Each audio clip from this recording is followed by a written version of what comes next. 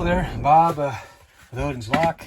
Today I'm going to do a rehanding for the ML05. It's actually the Corbin Mortise case. It's electric. I had to order the 12 volt version. Anyways, they come handed one way or the other, and it depends on your application. This one here is a right-hand reverse application. I need a left-hand reverse, which would mean you want this part here. If you look at it, this part here to actually give, because it's actually what's pushing it close. If you hit from the other side, it won't close. So you got to hit from this side, and that actually helps push that in. So when you look at these, you want that. And here's the deadlock, so I need that to go. So no matter what I do, it won't go in. And so there's plates you got to get. This actually did not come with the armor plate. This is actually there's different part numbers, but I needed this, so I had to go to a local lock supply. Well, they're not a lock supply, they're just a local brick and mortar lock supply, locksmith shop. I'm sorry, I can't hardly talk. Anyways, and they actually had an extra one of these they sold to me, and they're not cheap, and they give me a pretty good discount. You'd think it is probably used. It looks like the user, it's been scuffed up from laying in her inventory, but they went ahead and sold it to me pretty cheap. And you know, they also had when you get these mortise cases, you need to make sure you got the right lip strike. And so this one here happened to be just the right part for what I need to do. So I'm going to reverse this here in a second, and that's supposed to hit. So you want that to push in. So the it's in plastic, but you need this piece here to hit on this outside piece. You don't want it to fall in the hole. And so that'll be how this is going to go on the door. But right now, let's go ahead and change this. So the screw actually needs to be on the lock side, and that is I moved that, or last night I just moved it over. That should be the screw should be on the lock side. That will enable, you know, disable this until you use the key to override it. And if you want to know, this has they tell you that, you know, the bridge rectifier needs to be installed on these. They actually usually come with that. That would be what this piece here is. And it just is a AC DC, like a conversion part with the electricity. This is a 12 volt. And you know, I don't know, some of these be AC DC. This is a, you know, you can get in and start looking at all the specs on these, and it's even confusing for me. And I don't do many of these, but so I had to look up some stuff on this to get my numbers right, so I knew what I was doing here. So a lot of people don't really do a whole lot of these as electronic. I have a whole bunch of these as mechanical, but I had a customer, I did a whole bunch of the electronic cylinders, and they want a badge reader to do these. Well, I don't do the electric part. I will go ahead and run the power for this. The problem with the door I'm getting ready to do is the frame is filled with mortar. So I'm going to run this through. I'm actually going to drill up to the top left corner, within about a foot of it maybe. And then I'm going to run a cable, what you call it, an armored door loop, which would be this piece right here. I've already done a whole bunch of these. I just kind of going through that now. But these here are what you use. One will mount to the door and the other will mount to the frame. Sorry, ugly thumbnail. And so you run your wires from the inside the door to this. Preferably, if you could use an electronic bridge hinge, you know, which would allow you, they usually tell you this, to use one of those energy transfer hinges. And I had some, but like I said, the door frame is still with mortar. So it's kind of pointless to have to chip away at that and then you know, keep the labor low. And I see some people will run the wires, because everything of this part will be on the inside. So the wiring, the door armored loop and all that stuff would be on the inside. But you do need to make sure that you, you know, make sure the wires are protected, not exposed. And that's what they talk about on this for changing the handle. Really not too complicated. There isn't a whole lot to it. So what they tell you to do is hold it back. Make sure you push this. There's a plate that's inside here on some of these. I don't have one right there. And you push this piece in right here. And that should allow this part to pop out. And it fell out.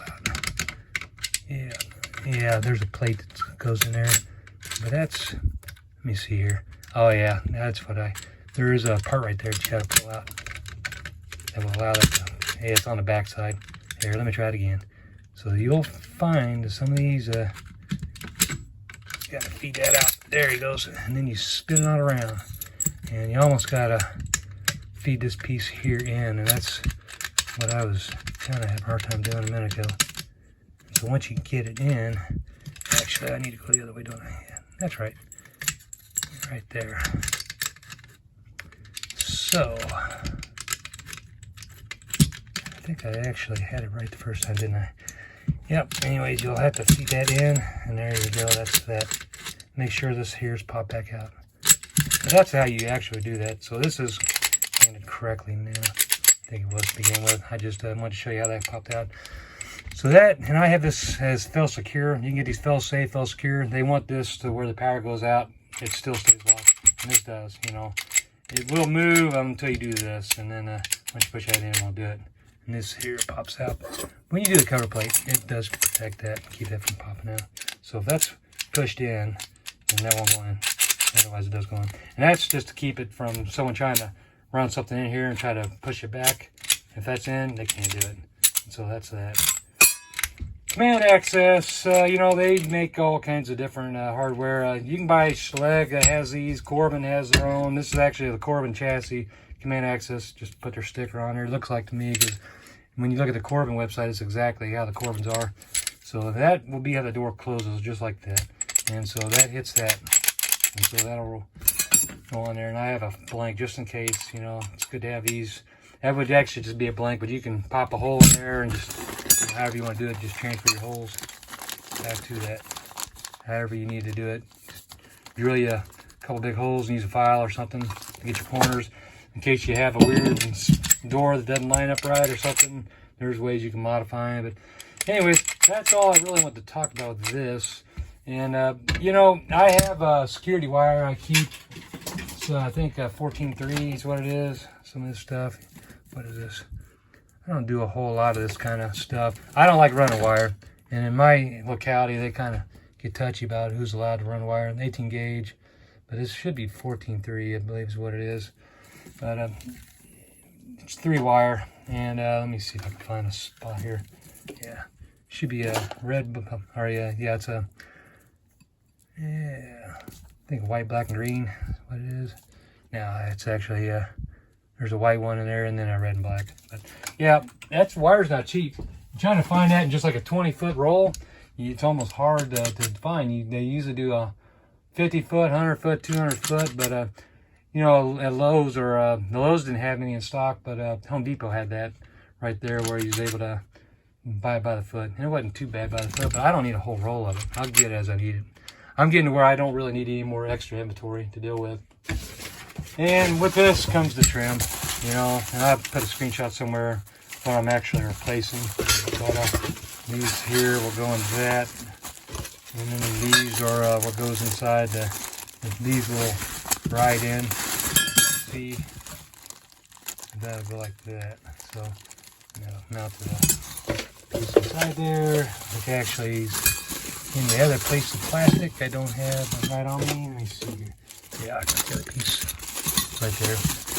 And this here, you'll want to tighten this until it's hand tight, and then you'll back it out a few turns. Because what you're going to try to do is line it up. There's actually this Allen in here. There's a peg that's actually going to line up with that loop, however it goes. So you want to line that up inside there. Not a whole lot to worry about on these. It's pretty self-explanatory. And there's the directions on reversing the handing. All the little things. There's even a wire door template on there. This just has a bunch of extra information. Can access. They make a whole bunch of different ones. I believe this is basically classrooms, what I'm using here. And they have other different storeroom maybe. But yeah, it's these are actually pretty handy to do. 12 volt, 24. I need a 12 volt, and that took forever to get. So you know, if you can do 24, it's even better. If the electrician told me that the guy that run the wires, he's an integration guy. He told me I can run whatever voltage I want, and then when I started putting everything in, he's like, "Can you do a 12 volt?" So then I went 12 volt. And some of that stuff is, you know, it doesn't matter. It's multi-voltage. You'll do 12, 24. But this one here is 12 volt only, and then you can get the other one is 24 volt only. But anyways, yep, that's how that works. Let me see how to play here. Get that, yeah, so that'd be like that. And you want that to drop in there. And I have to center that, make sure that stays up. And if I have to, I can always modify it. There's I wasn't too prepared on this project, so usually, you know, if you have more time, you'll buy this as a set, and it'll come with whatever trim you want and the extra plates. This is one of them. I bought all this, and then you know, when I started going through the box, I should have looked at it at the supplier. I kind of looked at it, but I didn't look too deep. I realized I was missing all the lips and stuff, and then I realized, well, the handing was different than what I thought, because there's one door that I hadn't done. He's kept telling me it's just like the other doors, and he meant, you know, as far as the frame was mortar filled, but actually the handing was different than the other doors. So, and this was one of those where you just had to rehand everything. But then the straight plate doesn't matter on the handing. When you buy this, if you got the one that's actually got the cutout, it doesn't matter on the handing because you can just flip it over, you know. But with the lip, you got to have it for that particular handing. You know, it only goes with that particular handing. So, and but have the room for the deadbolt with the other style, and that's kind of how it's working. So, but anyways, like that. That's all I want to show, just the handing part. And so I think I already had it handed. I don't even remember how I started off with this, but you do wherever the jam is. If you kind of mess with this stuff, you want to make sure that this piece here, the middle piece that pushes, is part of the actual is what the first part that hits. You don't want to hit this flat because it won't do anything. There's no bevel. You want the bevel side to be towards the door jamb. Anyways, thanks for watching. Sorry, I drug it out. Talk to y'all later. Bye-bye.